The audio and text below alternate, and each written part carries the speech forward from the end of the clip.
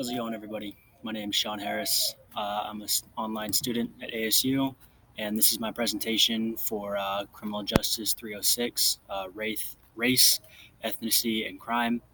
I think that today's youth has a lot of issues today for a number of reasons, especially with minorities. I think one of those being the lack of role models, lack of education opportunities. In minority neighborhoods, there's usually more access to drug and gang involvement. Um, Surprisingly enough, according to the Office of Juvenile Justice and Delinquency Programs, 459,100 youths were minority youths were involved with some kind of juvenile court case in 2017. In addition to this, in a study by um, the Center on Juvenile and Criminal Justice, it found that African American males make up 58% of youth admitted to state prisons. So, pretty staggering facts there.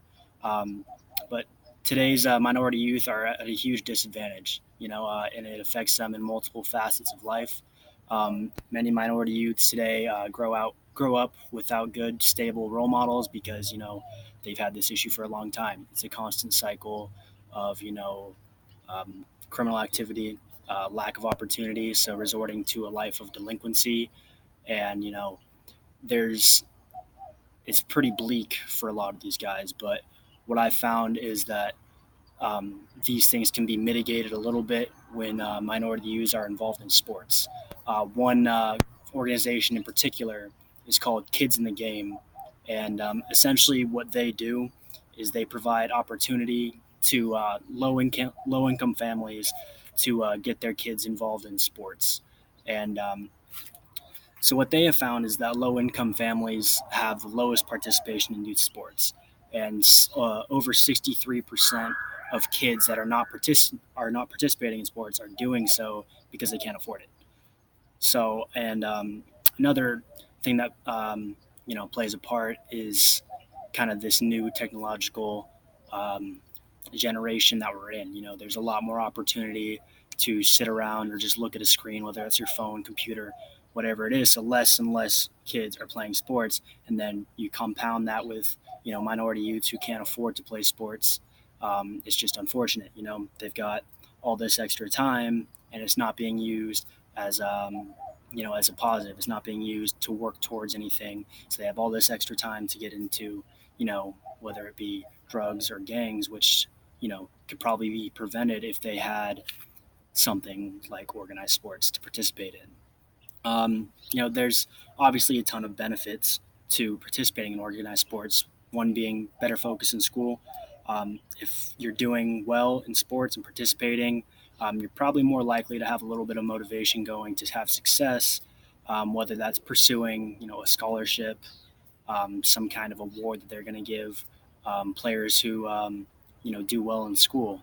You're also going to be able to find role models, whether that be your coaches or even other players that are a positive influence on you and somebody good to emulate.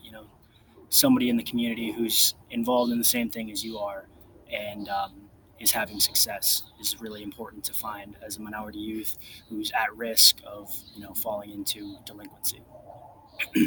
So kids in the game, their main goal is to provide opportunity to low income families to get their kids in organized sports. What they do is they provide direct financial assistance to low income families who can't afford to put their kids in sports. They do this by collecting donations, and essentially what they do is they push the money to families that are in need and want to get their kids involved in sports.